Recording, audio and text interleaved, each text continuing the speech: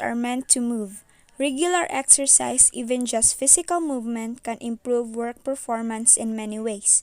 Being active improves executive function and boosts energy, which are key resources for optimal working. Movement also improves mood, helping people feel less stressed and have more positive emotions. Research shows that positive emotions enhance creativity and flexible thinking, which are key ingredients for innovation. So there are a myriad of ways that exercising boosts work performance. Exercise is optional, movement is essential. Good day everyone! I am Venice Marmidi Tumula from BPED 1A, your instructor for this video. For today's activity, we will be talking about the different anatomical movement and on how to execute it properly. But before we proceed that, let me define first what is anatomical movement. Anatomical movement are used to describe the actions of muscles upon the skeleton, the act or instance of moving the bodily structures or as this change of position in one or more of the joints of the body.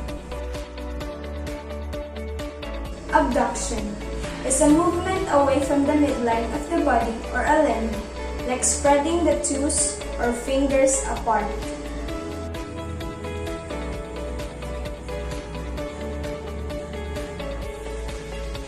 Abduction is the movement toward the midline of the body, like in bringing the fingers or toes together. Remember that abduction and adduction is always referred to movements of the appendicular skeleton.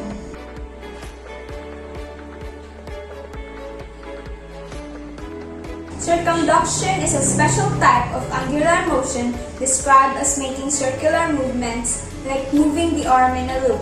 Angular motion is the movement between two long bones. It can be a forward flexion or backward extension, movement and or movement toward abduction and away adduction from the midline of the body.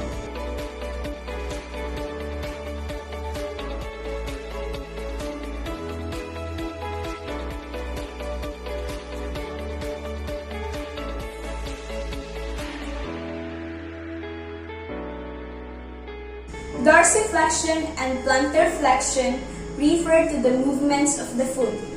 Dorsiflexion is the movement of the ankle while elevating the sole as if digging in the heel, while plantar flexion is the opposite movement, extending the ankle and elevating the heel as if standing in tiptoes.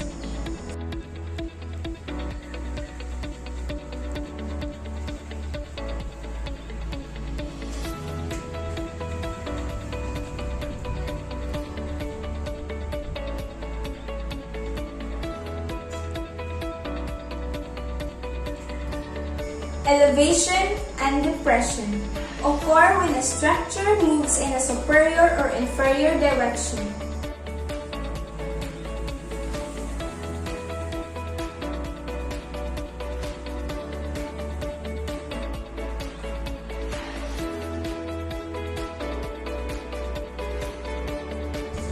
Extension occurs in the same plane as flexion, except that it increases the angle between the articulating elements. In fact, it is the exact opposite of flexion.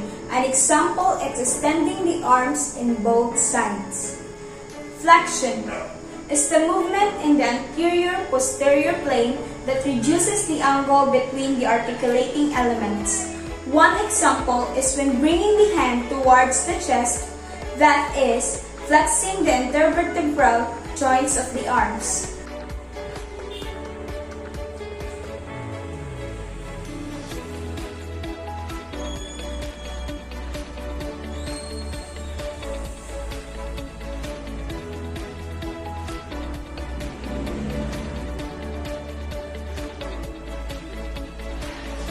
Gliding occurs when two opposing surfaces slide past each other, as between articulating carpals and tarsals and between the clavicles and sternum.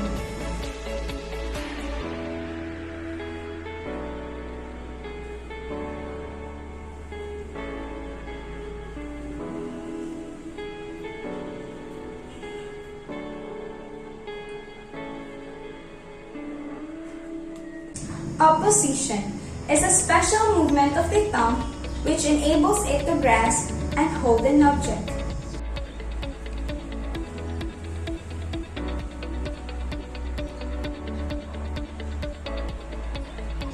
Pronation and supination refer to the rotation of the distal end of the rages across the anterior surface of the ulna. This rotation moves the wrist and hand from palm facing front supination to palm facing back or pronation.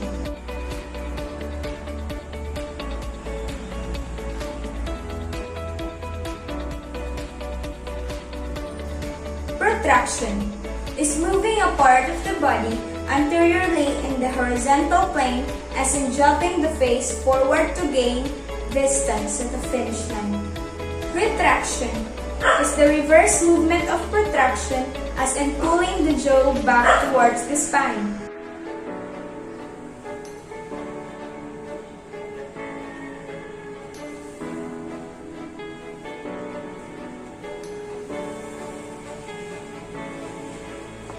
Rotation involves turning the body or a limb around the longitudinal axis, as in rotating the arm to screw in a light bulb.